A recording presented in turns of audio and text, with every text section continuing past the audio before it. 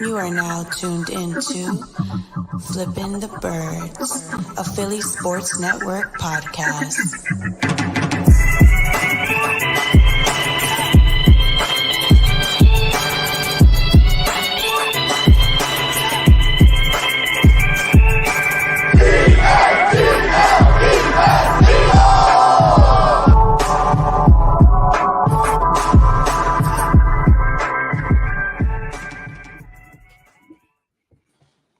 What's going on, Eagles fans? Welcome all to episode 153 of Flippin the Birds. I'm Brian Cameron alongside Morgan Burkett. And yeah, we're here to talk about everything Eagles, Chicago, Jalen, Dallas.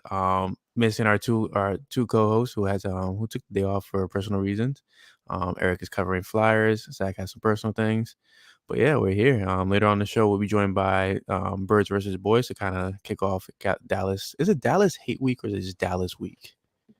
I don't know. I feel like some win got taken out of the sales with Jalen. I mean, it's Dallas, man, and they've been talking so much this year. So is it weird? I feel like there's a little hate. There's definitely hate there, but it's yeah. I don't know. I think we'll get to that. We'll get to that. Let's talk Chicago Bears, right? You know, it wasn't the blowout that we were all predicting it to be in the last episode of Flippin the Birds, but it was an eye-opening game, for sure. Justin Fields, like, dynamic as hell. I still love the guy. Even though he didn't get drafted by Philly, but dynamic as hell. Proved to be, what could possibly be weakness for the Eagles going forward, even though they won't face that many dynamic quarterbacks. But still, eye-opening to see him just running around. And the fact that the Bears, they kept the Eagles to low scoring in the first half. They own time of possession. And they were just doing everything that the Commanders were doing, and they were owning it. Jalen threw 2 picks in the first half, and I think one of them actually was not his fault, which I have a big problem with. Quez Watkins just looked lost in that route. He just looked like he didn't know if the ball was coming to him, one. And then when the ball was in the air, he's looking back at Jalen as opposed to the ball. So a little bit of miscommunication on that part, but still, Jalen kicked up, had a hell of a game. What's your takeaway from the game? Yeah, I mean, before we get started, because it is Dallas week, I figured, I usually don't drink on the podcast, but I brought you a Canadian, whiskey. Let's say Wayne Gretzky number 99. Yes, sir. So he started his own distillery in Niagara.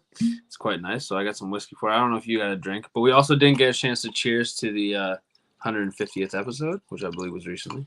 That's very true. I got water in my cup because I'm saving myself for the weekend. It's Christmas week. Yeah. Merry Christmas, everybody out there. I got an early day tomorrow. Cheers also to everyone who's watching that stay with us for 150 episodes, man. I mean, it's past that. I think, is this 151 or 152? We're at 153 actually. Oh damn. Okay, so I'm a little bit behind schedule. Hey, cheers, Canadian time. Yeah. Exactly. But yeah, man. Getting into the Chicago game, I think that, like, it's really a game that you can frame however you want. Obviously, we predicted this massive blowout, and it didn't happen. I feel like every single time we predicted blowout, it's closer than it should be. I think we did the same for the Colts.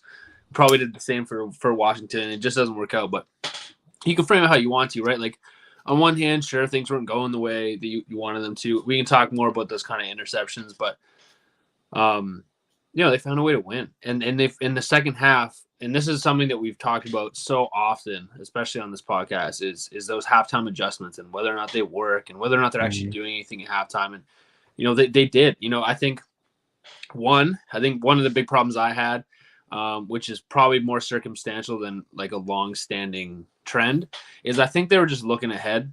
I think they're kind of looking past the Bears and looking to that Dallas week. It just seemed like the game plan was a bit stale. If the QB draws weren't working, if the run game wasn't chunking yards, then we're just going to throw it deep to Devontae Smith or AJ Brown. And that was kind of the game plan.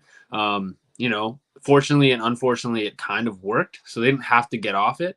With the interceptions, first one, I talked about this as well with Birds Vs Boyz, actually, coming on later, is, both those interceptions, I think, if you're talking about a young quarterback, making some mistakes, making some throws you shouldn't make, that's one thing, but you're also talking about an MVP candidate.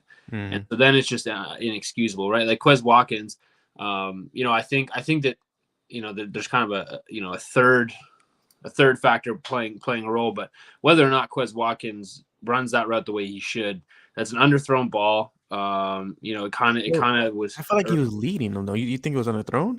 I think he's got to put it on him. He kind of just floated into a space, which I get. There's pressure in his face, but you got either throw it down and away and make that a tough catch and sit him down.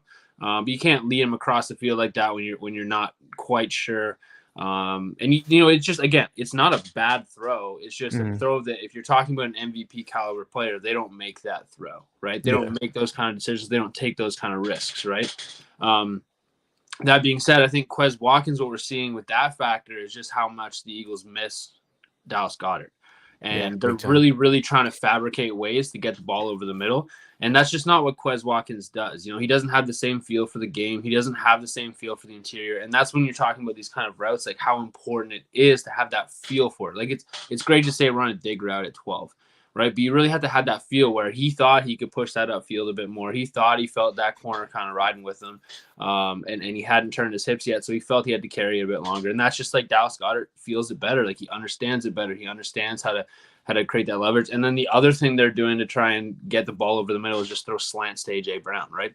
So there's a couple of things where they just they've clearly kind of ran out of ways. They knew Dallas Goedert was coming back. They're not going to make Grant Calcaterra and Jack Stoll run, intricate in-breaking routes. Like they're going to let them do easy stuff. And then when Dallas Goedert gets back next week. So I think all of this is just kind of how you frame this game. And either you can frame it as a way where, things weren't working the way they wanted to, and they made some mistakes and barely got squeezed by a 3 and whatever team.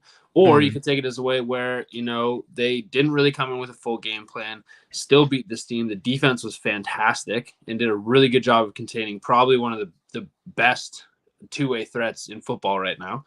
And they came up with a win. So it's easy to kind of be like, oh, they're 13-1. That should be, an easy win. But I think they showed a lot of good things, actually. And you're talking about a team that is 13-1 now, right? Talking about all these wins stacking up on top of them, throughout in a long season on top of that. So, fatigue is gonna factor in. One thing that I feel like should not factor in is the game planning, the play calling. Right. I feel like, okay, we're at a point where, hey, we shouldn't be acting like the smartest football team in the room at the end of the day. Put your head down, go to work, and do what you have to do. And I feel like the Shane Steichen play calling, I understand that, Nick Sirianni and Jalen Hurts put the game plan together with him, but if Steichen's the one delivering the plays at this time, right, there's got to be some type of consistency. Why is your 1,000-yard runner not getting the ball? If you feel like he's fatigued, then why is Kenny Gainwell not getting the ball? Why is Boston Scott not running the ball? Why is Trey Sermon still inactive? I feel like there's so many things that they could be doing to making sure that they're still running at an efficient rate. But the Bears game showed you that, like, hey, like, one, they're human. Two, like, they're still not fully there where they can actually almost call a complete game, because they just came off having a great complete game against the Giants. Yep. Like a complete game, both sides of the ball. And we saw the defense do their thing. I mean, good God, that defensive line. I'll let you talk about that in a second. Crazy. But offensively, like, even if you're missing Dallas Goedert, you have Miles Sanders. Yeah. And then you've been doing everything great for the past couple of weeks. Granted, if Dallas Goedert was not going to be there, cool. Do what you've been doing with Stolen Calcaterra. Quez Watkins, to me, is a big risk factor right now, right? Because he's your deep threat. He's your speed guy. Right. They don't use him like that.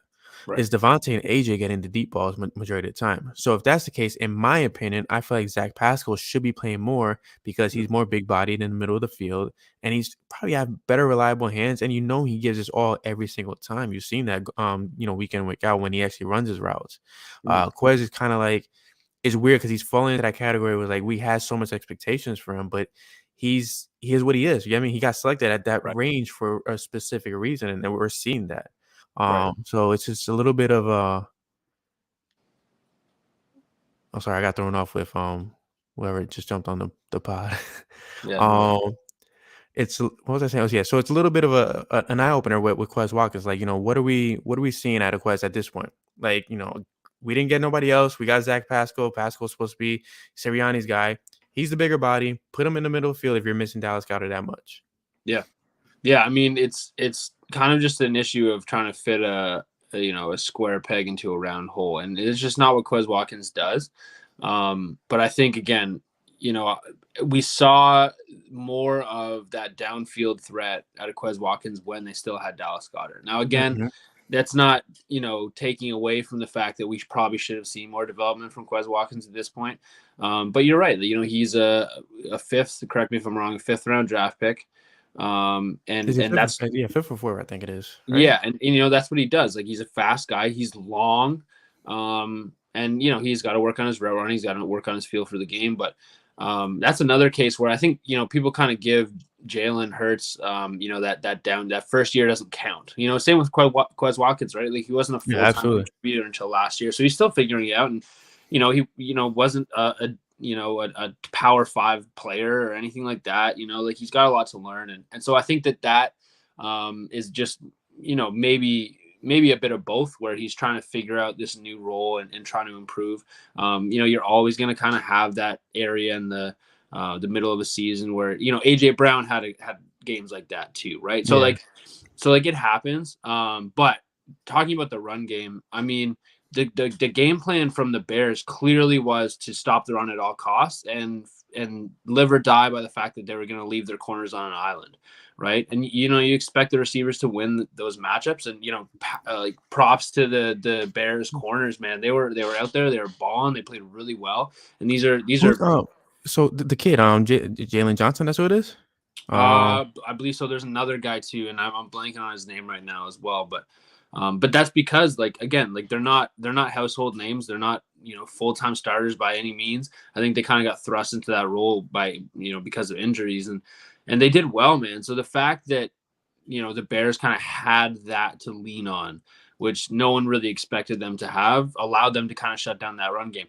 That being said, this is probably the strategy that teams are going to use against the Eagles. Exactly, and you have to figure out ways to win. You have to figure out ways to run the ball. I'm extremely distracted right now because of what's happening backstage. I don't know. So I'm gonna bring this on because it says okay, there it's communicating to me through its own username. First it said eyes emoji, now it's saying let me in. So we do have a special guest coming on, and it's just a black hole right now. Very strange. Hopefully this is one of those porn things. Yo, imagine this is spam. We're broadcasting live, so there he is. Speaking of porn. Look at that head full of hair. Look at that. Hello. Dallas week, you're wearing red. Interesting choice. Very, very interesting. Dallas's blood. Me and Brian got the gray thing going on. We didn't coordinate that, but it happened. So for those listening, joining us live on the podcast right now, Mr. Original, Chris Infante joining us today with the red tank top. Chris, I got whiskey this time, so I've you know what? I'm proud of you, but I got my fucking father-in-law and stepmother-in-law got me a Christmas advent calendar for beer, and it was great idea, but it was horrible. Bad beers. It's horrible. Yeah. It was really that bad. That's all you got to say. I just wanted to come on the pod and say. I have to finish it, but it's really bad. They got my wife the wine one, and it's really good. Okay. But the beer one sucks. Like, look at this one that I'm drinking today. Out of all days, look on it. Ooh, that's bad timing. Yeah, that's right. That's a very poor timing. I'm gonna drink it anyway, but. Yeah. So how you feeling, man? Long time no see. Yeah, I figured, where the hell is Aiden and Kevin? They're coming on in a bit later. Because it's supposed to be right now, actually, but yeah, they're coming on. They're just finishing up another interview at 8:45. So I'm gonna take because me and Kevin got into it a little bit during the week. Oh yeah, that's why you wanted to come on. I figured I'd come back after this one. But yeah, it's well, highlight the porn one. What is that about? That I'm not too sure. No, I think we did get a bunch of spam on the draft day On the chat, right? It's what happened? Yeah. Like a lot. Enough for the entire year. For those that are in the chat, there's enough for the entire year. So don't come asking for more. We provided. The only one that I remember was when someone came in and said I was very handsome. Yeah. I think that was Duck. I don't think I was there for that. That was Duck. I love you, Duck. I'm sorry. But yeah, no, seriously, I figure it's been a while. You know, my house is a mess right now, but I figure out, you know, instead of cleaning up like I usually do every single day of my fucking life, I just, instead of just cleaning up things just to get messy a few hours later, you know, and I got to figure out how the elf on the shelf is going to be tonight. So that's the life of a parent, right? You live all day just clean and elf on the afterwards, clean up. That's it, and then elf on the shelf. Yeah. Yeah, but you know, it's been a while. I know. Last time I did this, I didn't have any hair. Now it's just now it's gray. Now I got hit that. Now, yeah, look at this. It's a lot of stress, man. It's a lot of stress. Yeah. I mean, you got 2 kids, man. Yeah, fuck them. Jeez. You got 2 kids, and you got the Twitter trolls. Yeah. Yeah, come on the podcast more often. You know, take a little gray off. And I've just been overusing my duck laughing emoji, my duck laughing video. I love that video, especially when it goes to people that are fucking idiots. So, I got a question. Is it about your questionable Thank you about Quez Watkins? No, but we can talk about that too. But I feel like we're kind of past the Bears, unless you have something to say on the Bears. Well, let's hear the Quez stuff. I'm curious now. He needs an upgrade. Upgrade. I get it. I get your point, because that's when I was listening in when you were refusing to let me in. I was listening. Hold on, you just dropped in. It says eyes emoji, and I'm like, what the hell is this? I mean, I always use the eyes emoji. I figured you would get it. You know, it's Quez. Like last year as wide receiver 2, we're like, oh my god, we're gonna have this guy as wide receiver 3, and now this year it's like, oh shit, he doesn't have any hands. So, and then it's like, oh shit, he doesn't know how to run routes. So it's like year 1 all over again. He doesn't make people miss either this year. Like, he's not going after tacklers. Like all these stupid ass screens that they're sending to him now, and he doesn't know what to do with them. And all these, like a few reverses here and there, he doesn't know what to do with them. Like it's like the only person that knows how to run a screen is the biggest guy in the wide receiver room, and that's Dallas Goedert. Like and Devontae from sometimes, but it's, you got the fastest guy who you're supposed to give it to him, and then he's supposed to go, and he goes the wrong way. So it's like Jalen Reagor all over again. So chills. I don't know. I think you know, I believe he's a free agent after this year, or is he not? Because he's on his rookie deal, so it's 4 years, right? So maybe he has 1 more year. Wait, is it 4 years? There'll be a team option, right? I think so. Let me see. Right. I don't disagree, but I think that he has his moments. He has his good moments, and I think that's what you're trying to say. Yeah, I think the speed he does. The speed. I mean, he's not Shelton Gibson, right? Like, he's giving you more as a third receiver. I'd argue though his production is on line with Nelson Aguilar's the Super Bowl season, right? And Nelson Aguilar's first round pick, obviously going to be a better receiver. But production on line with Nelson Aguilar's Super Bowl season. You think so? He had 800 yards, I think, that season. Nelson Aguilar. Well, how much does Quez have? This year he has. Oh, last year he had close to 700. 700 last year. But this year he's at 321.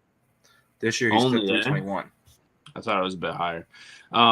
He still got games. But yeah, I think the problem is twofold. I think that Quez Watkins, still has some development, but you're force feeding the ball to AJ Brown a lot. Let's be honest, it's been working out, but they've been force feeding AJ Brown. But if you're catching it, I get it. But now you got Dallas Goedert back, so you don't have to force feed it anymore.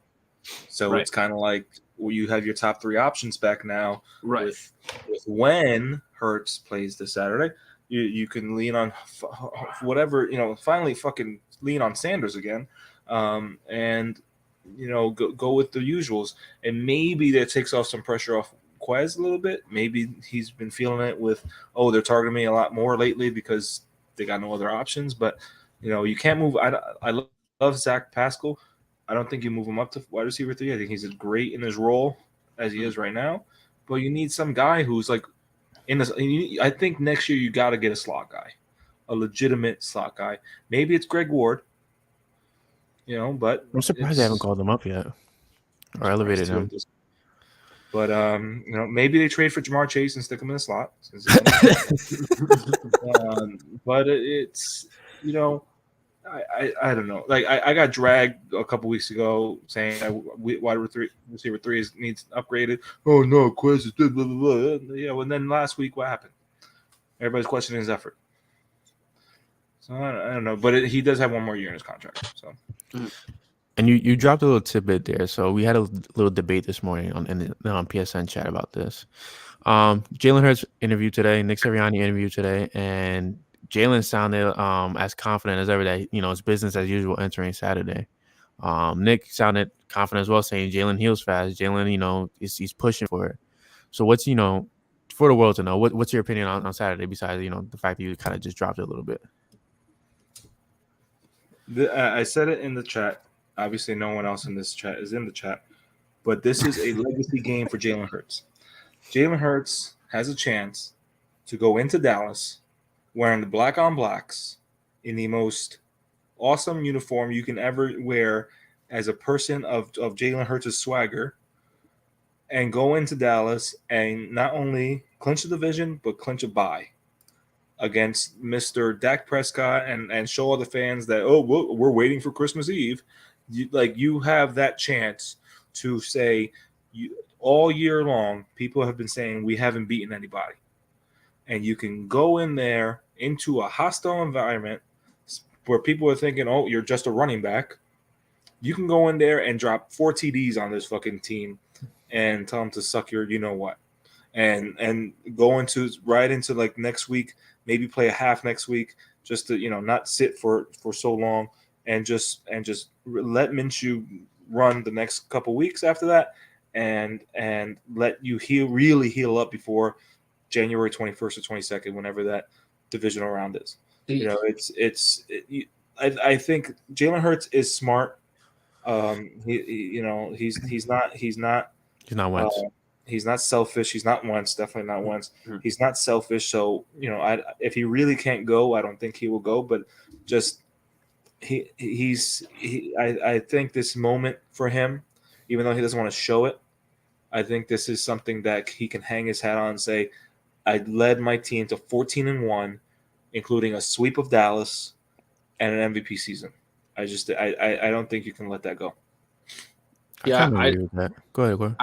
I like, in a way it's weird, and I maybe get some flack for this, but him not playing in a sense is a strange moral victory, where the Cowboys fans won't even get a chance. Even if they win this game now, what does it matter? Jalen Hurts didn't play. And I get that the last time they played, the whole argument was, it was Cooper Rush. Well, at the time, you guys, like Dallas fans, were considering whether or not Cooper Rush was the future face of the franchise, right? And it was we should sit back. Look right. What happened. Yeah. We've never had those conversations about Gardner Minshew, right? We never will.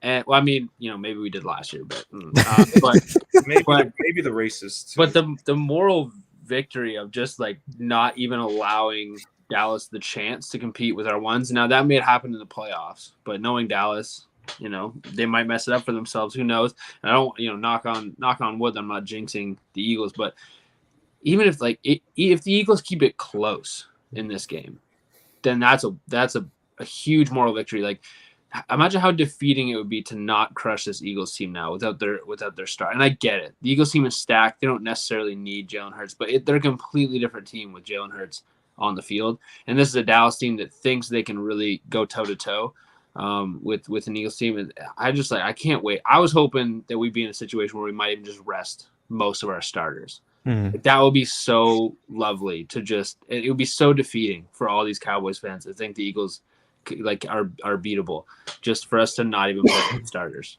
Go out there and it was was it last season or the season before where we ended the year with Dallas and just rested everyone, and they beat us, 50 last year when they kicked the Eagles' ass and everybody, right. Oh wow, Dallas played the whole game and we just got to chuckle. 600 yards. That was our fourth string corner. Have fun with that. You know what I mean? Like it's just great. They have no arguments anymore. Like Dak was ripping apart Nickel Roby-Coleman, and we're like, yo, of course. It's gonna happen. It was Zach McPherson's first opportunity or something. It was just like, all right, great. Like you won that game, and that's what I'm kind of in the back of my head. Is just like now I get to watch this game stress free, and who knows, the Eagles might actually beat the Cowboys.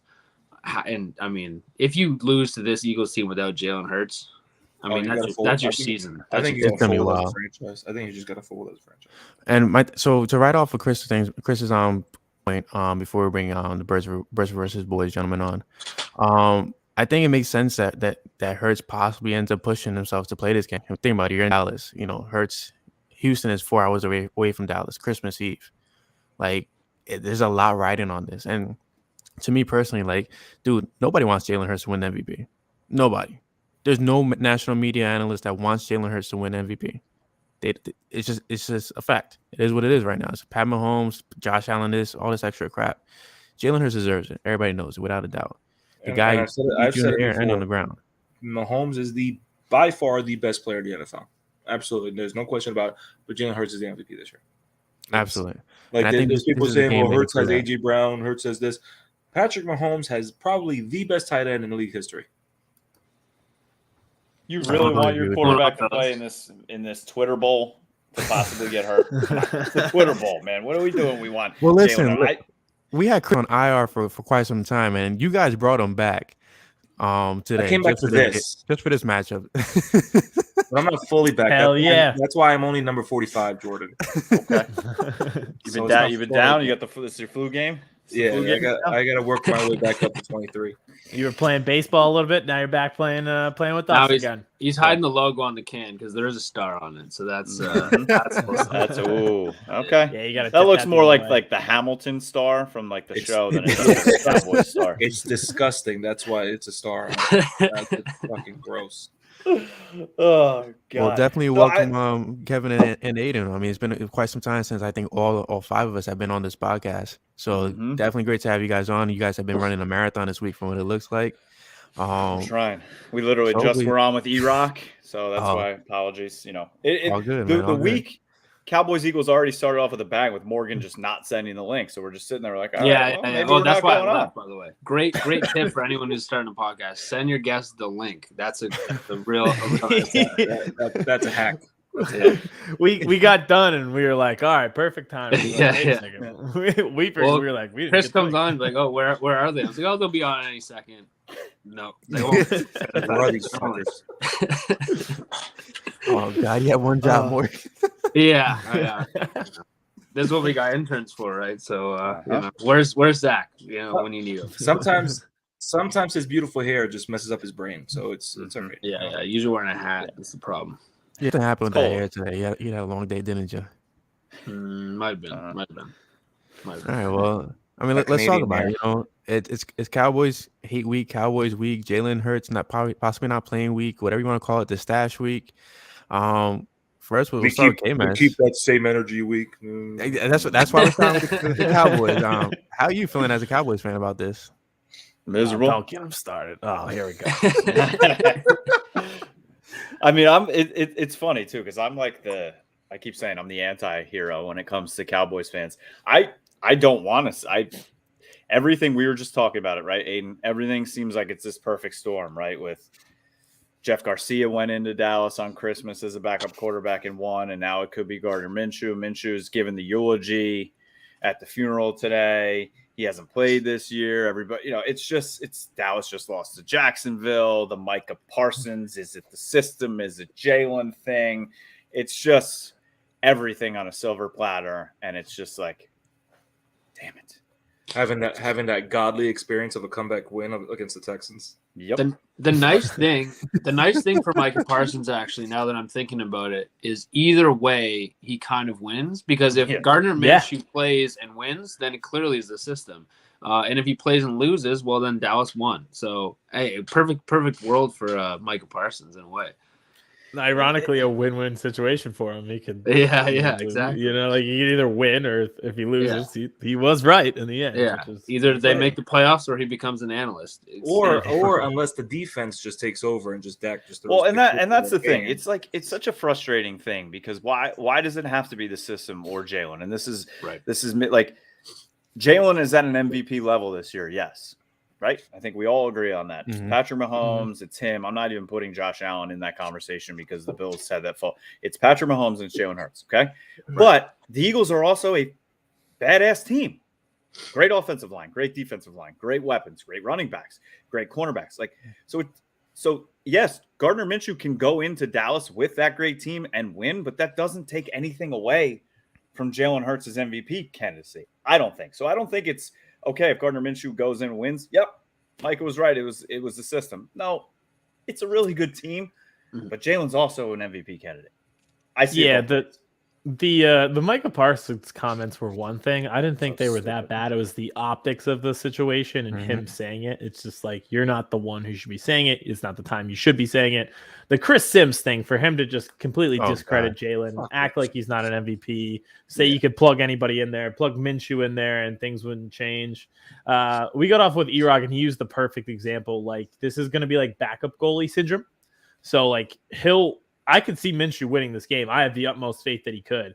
He would not be able to sustain the same level of stats, the same level of victories over an 18-game season that Hurts is putting together. So that's where it becomes asinine. But for 1 week only, to make Christmas special and bring back the Jeff Garcia vibes, Gardner Minshew can do it. I mean, and you're also forgetting the fact that the Cowboys would go back-to-back weeks losing to a Jaguars player.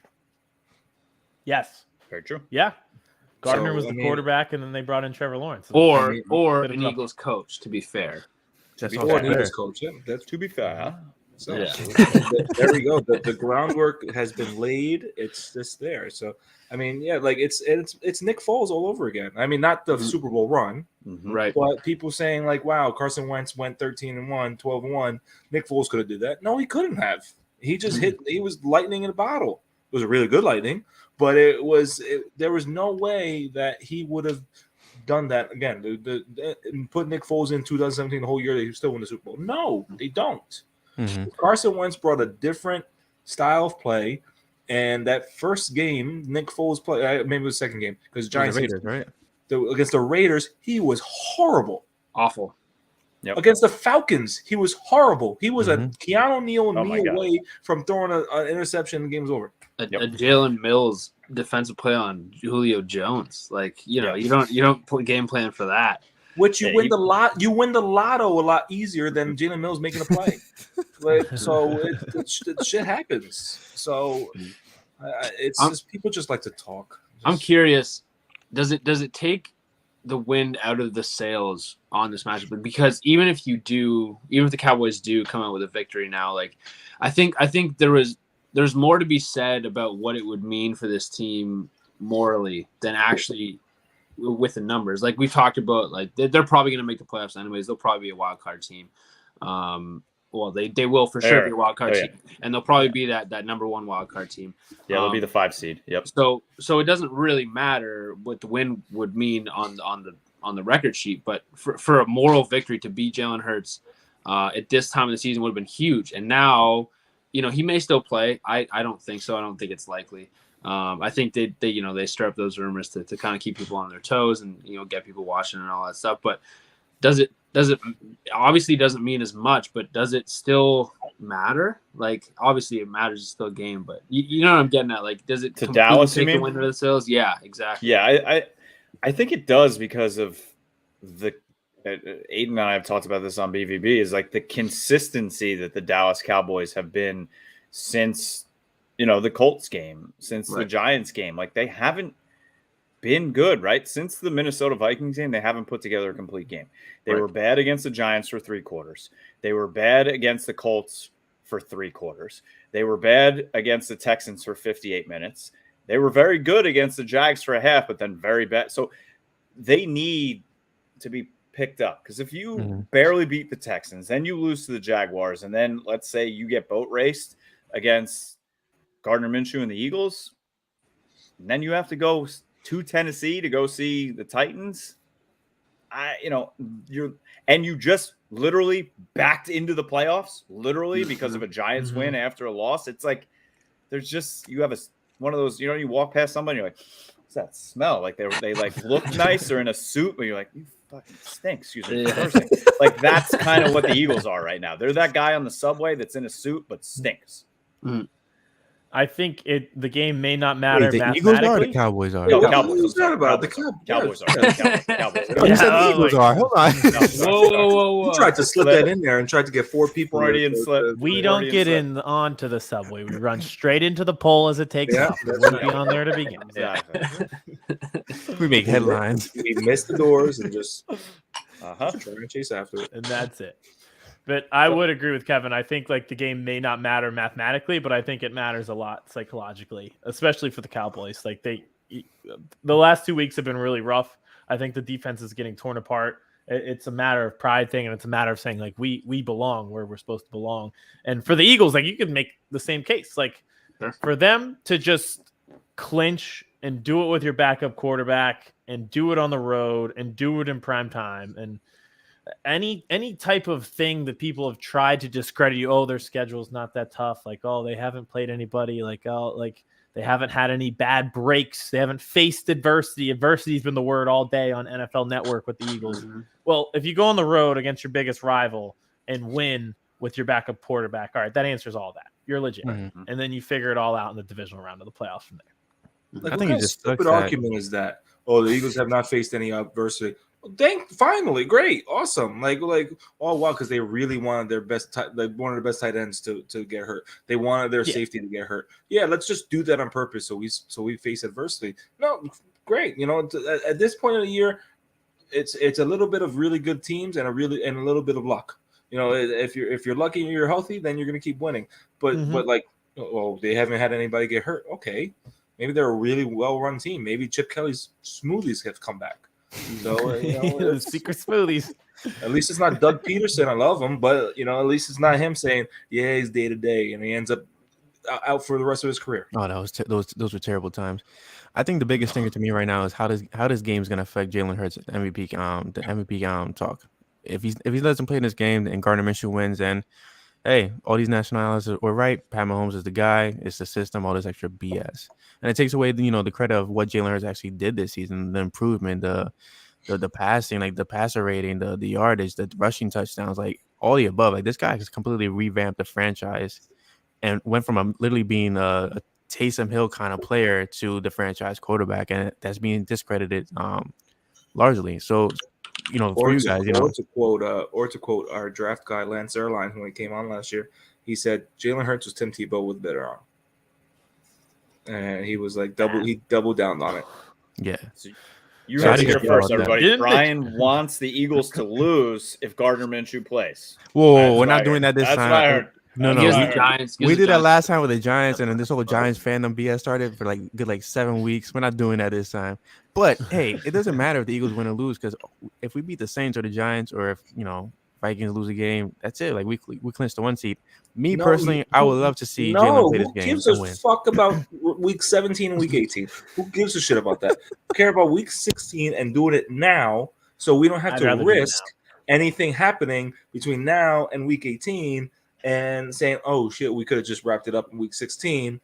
And what happens? Like, let's say Hurts is, misses this game, and then they lose, and they get a hiccup like they did against Commanders, against the Saints, who may be in the running for the division title out of nowhere, and then ruining our fucking draft pick. But what happens there? And then what happens when you go to last game of the season against Giants, and they're trying to make the playoffs over the Commanders? You're about to face 3, maybe not this week so much, 3 really motivated teams to try and get to the playoffs. So why not just very bad teams, wrap things off now? And really bad teams, especially week 16. But it's just take care of business now. So Brian, it's a catch-22 though. If you actually think about it, to me, my point is, how do you guys feel about Hurts? The MVP talk point blank with this game riding on the line pretty much for everything. you go in, and then I'll. I'm probably not the guy to ask as a Sixers fan because I just watched like Joel Embiid lose to just a perennial 6 seed center because of advanced stats. So I'm just like so anti-national media, anti-bias. Like I just assume that my guy's gonna lose now. So, but I think because of all these fucking acronyms that come out of nowhere for like I can't. And I was actually seeing it this week with Mahomes that he was like they made up some acronym for like his advanced down the field passing stats. I'm like I can't. I just don't have. I don't have the mental toughness to go through this again. I'm done. I'm emotionally spent like trying to win MVPs.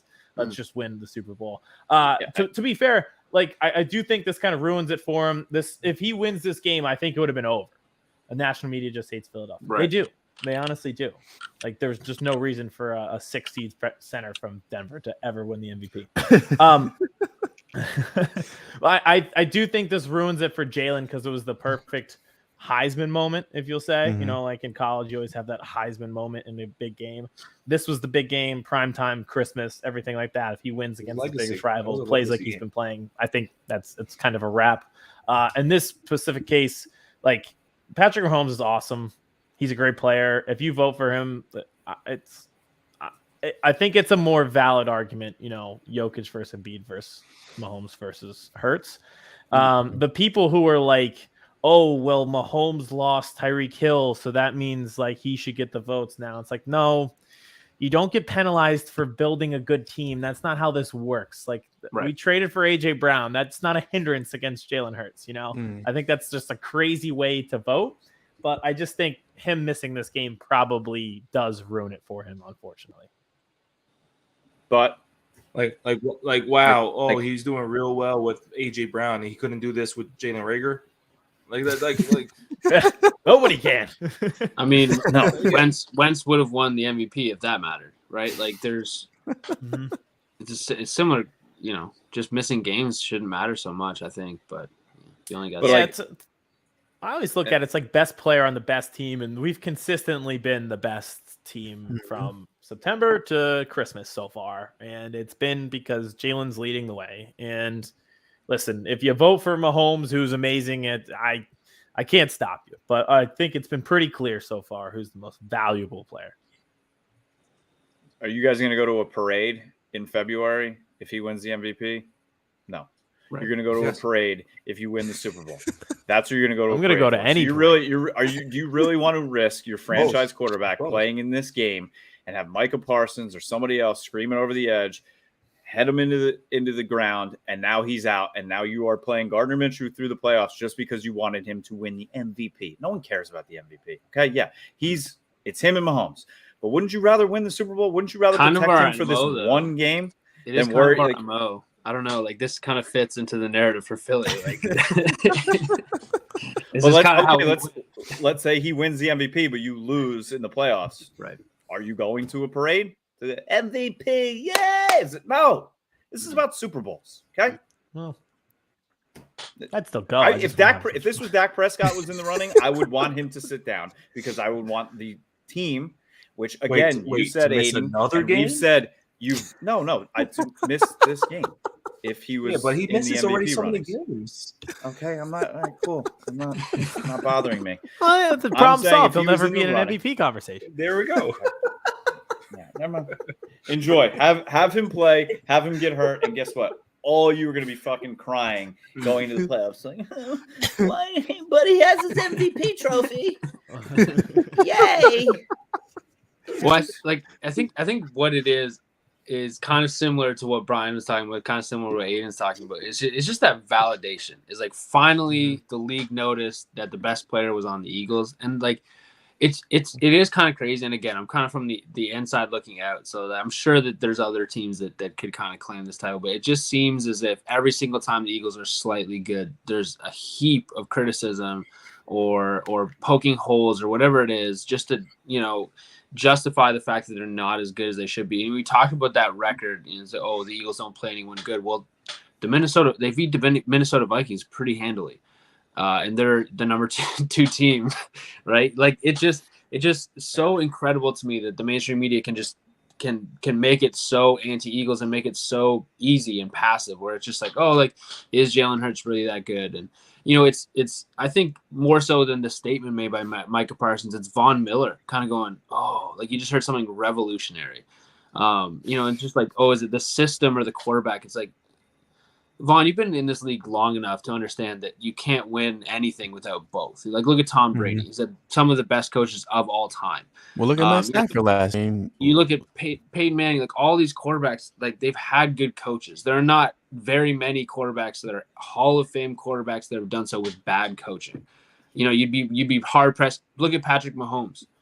Andy Reid is one of the best coaches of all time. Hall of Famer, I'd say. I'm sure he will be. It just there's so many things where it just discredit. And so to have that MVP, just to be like, okay, you know what, the league noticed. Now we don't have to talk. We can let the trophies to talk for you. But you're absolutely right. If this means that Jalen Hurts is ready for a playoff run, I'm fine to let Gardner Minshew. And I kind of want to see Gardner Minshew play, man. Like I was kind of hard pressed to find a better backup in the league. Are there many better number 2 quarterbacks in the league right now? Like, I don't think so. I think people. Is Nick Foles still in the league? Cooper Rush. Yeah, well, he did great. But how the second coming of a franchise QB, and then until week 6. Can we really say it's Taylor Heineke? Carson Wentz would be your number 2, I guess. But Heineke was the backup to start the season, so that's fair. But yeah, like again, like I'm saying, like Gardner Minshew is a and whatever big and true NFL quarterback, and so I'm not upset to watch him play. Like it'll be fun, and he's no Jalen Hurts, but he can run the same offense, which is really exciting too. They don't have to change that much. And like you said, Aiden, this was kind of like Jalen's Heisman moment game. This is Gardner Minshew's make some money for next year and possibly try and become a starting quarterback moment. Absolutely, for somebody. That's so he's fair. Gonna I think.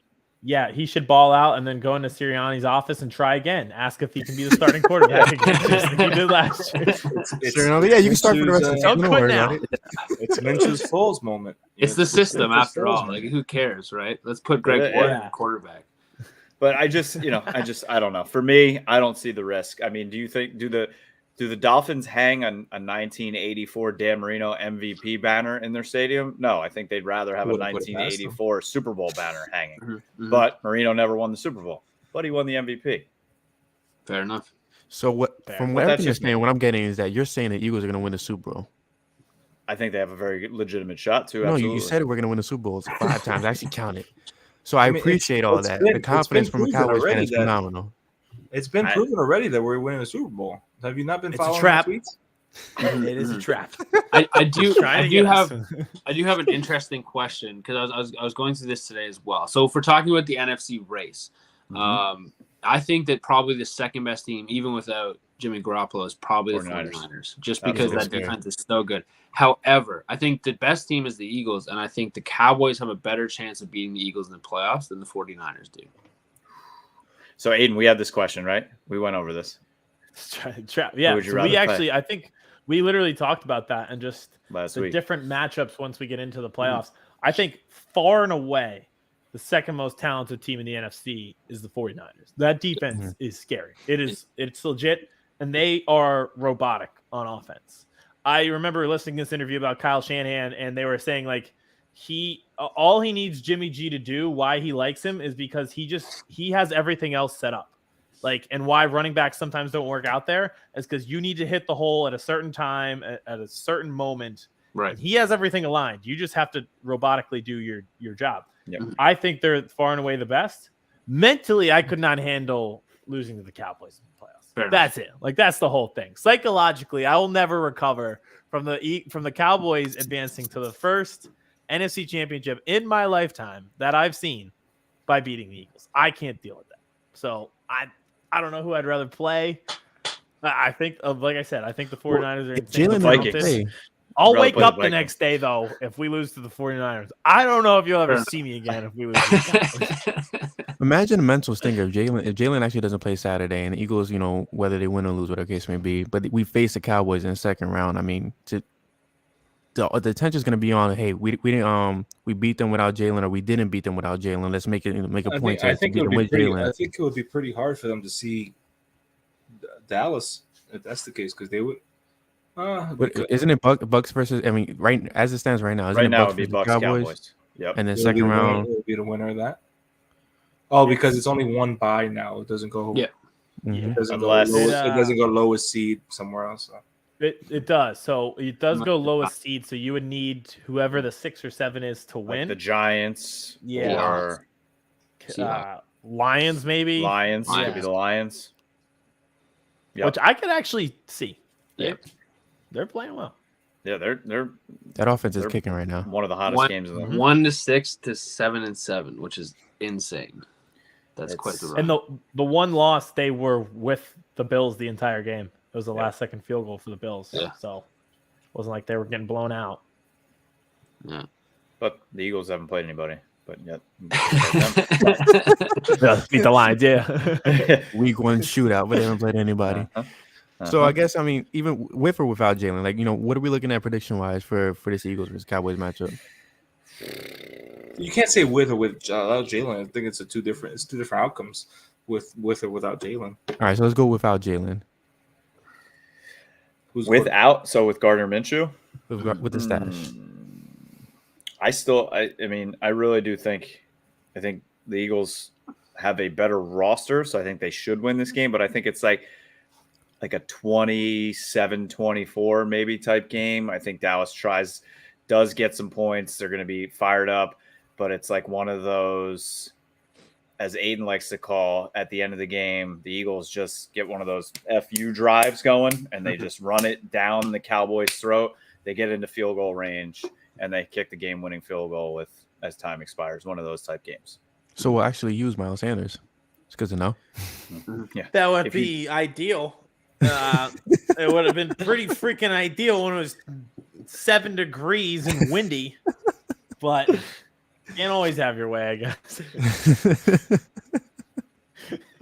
I do agree with Kevin, though. I think this will be a closer game. This is going to be a classic NFC East one possession game.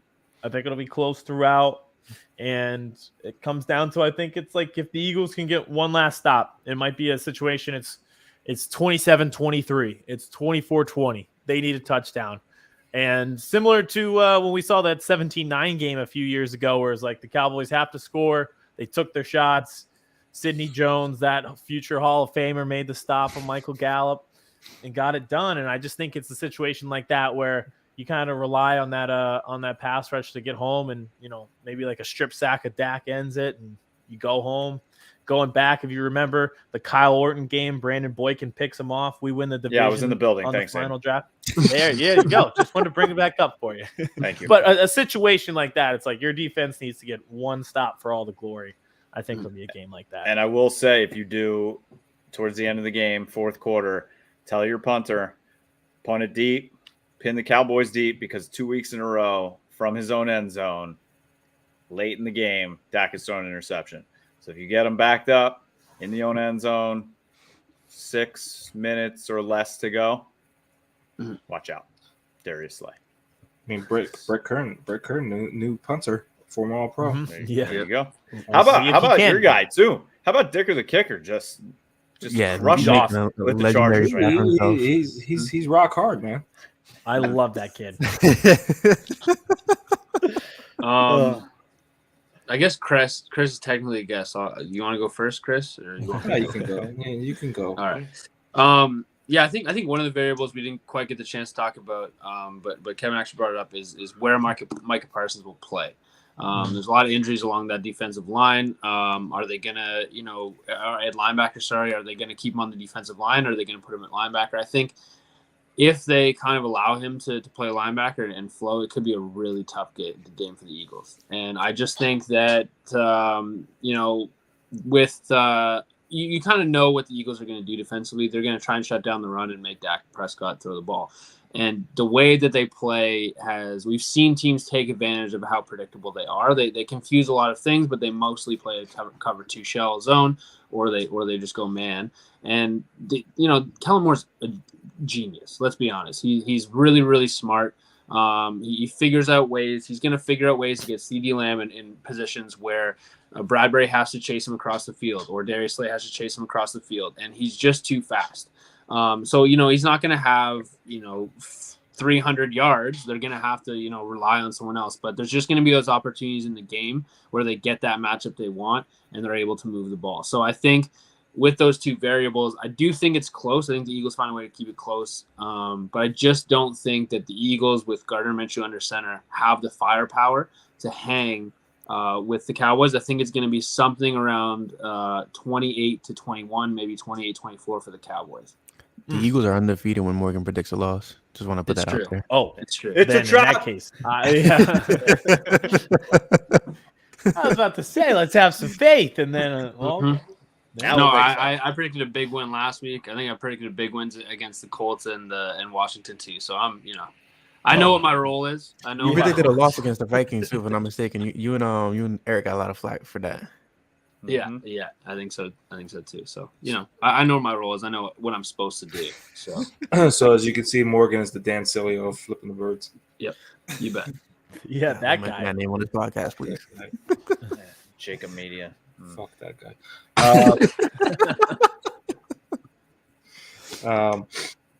It's. I really want to say Eagles win, whoever the fucking quarterback is, even if it's Greg Ward QB3. It's my homage wants to do that, but fuck it, I'll say they win either way.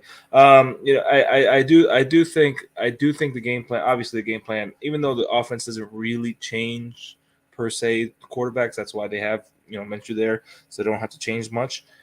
It kind of does. Like you're not like Minshew's not throwing for 300 something yards. He's not. He's throwing. He's going to be throwing to his guys that he practiced with all season. So maybe it's the Quez breakout game. Maybe it's the Zach Pascal game. It's maybe it's the Grant Calcaterra game. It's the guys that Minshew knows, and hopefully Sirianni leaning and Steichen leaning on Sanders. Dallas is coming off a game where they gave up 192 rushing yards. But at the same, yards total. Yeah, it's great. It's awesome. But Chicago was horrible against the run. They decided not to do that. So it's for what are they now? 13-1. So for 13 of the first 14 weeks, the Eagles saw your weakness and attacked it. Last week, not so much. So if they go back to that, they should win handily. Like they should, the RPO should still be working with Minshew. You still have a triple threat at the backfield with Sanders, Gainwell, and little Mighty Mouse, Boston Scott, and they should still rush for over 200 if they do it. Do what they've been doing. But I think if Minshew's the quarterback, I think it's probably more of a 2017 game, 21-17 game. I think I think I wouldn't be surprised if Dallas is up like 7 or 10-0. And then Eagles have to come from behind. It's going to be one of those games. But if Hurts plays, I think it's a slam dunk win. I think it is. I really don't think he's as hurt as they want to put on. He listening to the press conference, he just seemed like he was pissed that people like kind of knew about it. I mean, everybody knew he had a hurt shoulder. Like at the end of the game when he was saying he's going to listen to Anita Baker, they asked him about his shoulder. But you don't throw those deep passes in the fourth quarter. I get adrenaline and all that. You don't do that on a really bad shoulder. I don't care what's going on, and you would know right off the bat if something's really bad. I think it's a couple days of a nice put an ice bag on it, let it rest a little bit. He doesn't need to practice all week. Just keep him healthy. Let him go. And if he plays, I think it's more of a 30-point score. It's maybe a 30-something to 20, 21.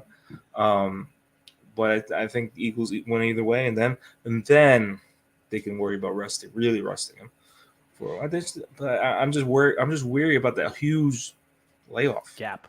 Yeah. Like if he does not play this, let's say that he doesn't play this week, but they still win. Would he even play next week? Probably not. Against Giants, probably not. So he's not playing a meaningful game from December, whatever, to January 21st, 22nd. That's rough. That's really rough. So that's why I think that's why I think he'll play. Get at least one more game in, and then deal with whatever comes afterwards.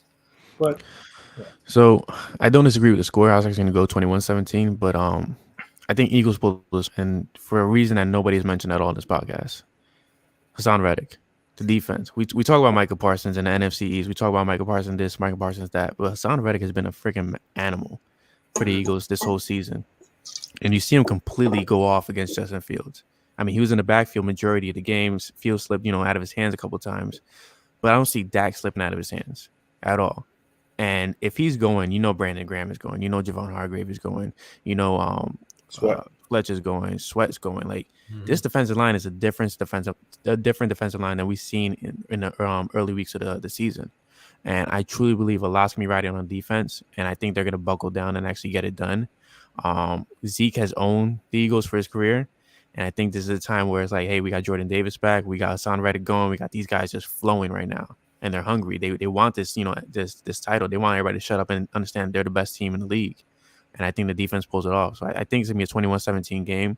I think Minshew, they'll play it safe. I mean, against the Jets, they did the same thing. They played it safe. He was like 20 for 25. And Miles ran for 100. Dallas caught for 100 yards. So I think same game plan. Nothing really changes, but it's the difference maker is going to be Hassan Reddick in the defense. Yep, and I'm very interested to see because I don't know if you guys were paying attention to what Dallas has been doing on their offensive line, especially this past week. Is Tyron Smith's back? He was on a pitch count last week. He's probably going to be on a pitch count again. So they're kind of in flux and they're rotating, right? They're keeping Smith, the rookie, at left tackle as of right now, and it's been Peters and Tyron Smith rotating at right tackle. So I think you're right. I mean, didn't Peters get hurt? Who? Peters did get. No, he was hurt for like one play and he came back in. He was. Seems about right. He just did his patented thing. But I think you're right. I mean, a guy like Sweat with that quick step, Reddick that quick step. I think it's switching your tackles in and out. They're going to be off rhythm a little bit, and when you have guys that are flowing, like you said, like with Reddick, and they're just on it like that every snap, they're going to catch them every once in a while. So I think you're 100% right. And it also depends on who's in the backfield. Zeke is definitely a better pass blocker than Pollard is. So if you have those opportunities and Pollard's in the backfield and it's a passing down, you got to take advantage of it. Completely agree. Nice. Well, it was, listen, hell of a podcast. We know. I for one, am looking forward to the Cowboys letting Pollard go because they have too much money invested into Zeke. You think they'll do that instead of they can get out of Zeke's contract after this year. I can't wait until they both are gone. That's all right. We got Davis, baby. Now I think they're gonna have to try. They're gonna have to try and pay Pollard. I think. Yeah, I really do. But they have a lot. I mean, they have a lot. They have to pay Pollard. They're gonna have to pay Micah. They're gonna have to pay CD. They're gonna have to pay Diggs. So there's a lot coming. You're gonna have to pay OBJ. Free agents after this season too. So that has to be all smoke. OBJ stuff. There's no way they're paying him that money for the next couple of years because he wants to settle down. I mean, Jerry Jones just flat out said, "Yeah, Odell's coming." How do you say that and not sign him? But now today it came out that he said on the radio that it's now every day that goes by it seems like it's less and less a real thing. It's headlines. He's a used car salesman. That's all he is. He's a used car salesman. Guy. It just seems like he talks a lot. I don't know. Yep. Yeah. He's on. So you guys probably don't know this, but 105.3 The Fan, it's like the big station in Dallas, and we've had a lot of the radio personalities on the podcast. They're actually all really good guys. Aiden can vouch for that. But Jerry Jones is on the radio station twice a week. Stephen Jones is on the radio station twice a week. Good scheduled Lord. Interviews. When have you ever heard from Jeffrey Lurie? Like, does he ever talk? It's just too much. It would be like if Howie Roseman went on Angelo Cataldi every Monday, every Thursday, and you heard from Jeffrey Lurie every single week. Oh, and did I mention Mike McCarthy's on once a week too? Scheduled interview every Friday. Yep. Oh, did I mention Tank Lawrence is also scheduled every Thursday? He's on the radio too. So it's too much talking. But the access is cool for fans, but it's too much. That is a lot. Well, yeah, hell of a podcast. I mean, we brought back, Mr. Eyes Emoji, Kristen Fontaine himself. We had, the Birds vs Boyz guys join us for Dallas week. It'd be interesting. I mean, if somehow, some way the Eagles face Dallas in the playoffs, come back together and figure something out. Oh, 100%. So, yeah, we appreciate you guys coming on. Appreciate you gracing us with your presence and talking shop with us. Just remember, I'm taking one for the team in Eagles winning the Super Bowl. I don't know if anybody's been following, but the last time I bought a house was July 2017. A few months later, the Eagles clinched the first round bye in December, and then went on to win the Super Bowl. However, in between that bye and the Super Bowl, I had surgery in January 2018, appendicitis. I had my appendix taken out. This year, bought a new house. Clinching the seed this weekend. You got your other appendix taken out. Yeah. My other appendix is okay. I am getting surgery in January. So Here it is. It's just everything. I'm putting my body on the line for this team, and no one's fucking appreciating it. I don't know if fake tits are gonna get the. Listen. Elective surgery doesn't count. Listen, for a long time, I needed breast reduction. Okay. Yeah. So yeah, it's necessary evil for sure. I'm doing it for my health. Oh God. So funny. Well, yeah. Thanks for coming on, guys. Absolutely. Until next week, we're Flipping the Birds. Brian Cameron, Morgan Burkett, Chris Infante, the ones in the bluer. maybe sometime next year. Hey, and the Birds Vs Boyz. See you guys next week. Merry Christmas, guys. Merry Christmas, Go Cowboys. Oh, dang, he said go Cowboys. Oh, go Birds. Go Birds. Go Birds. Yes. Go Birds.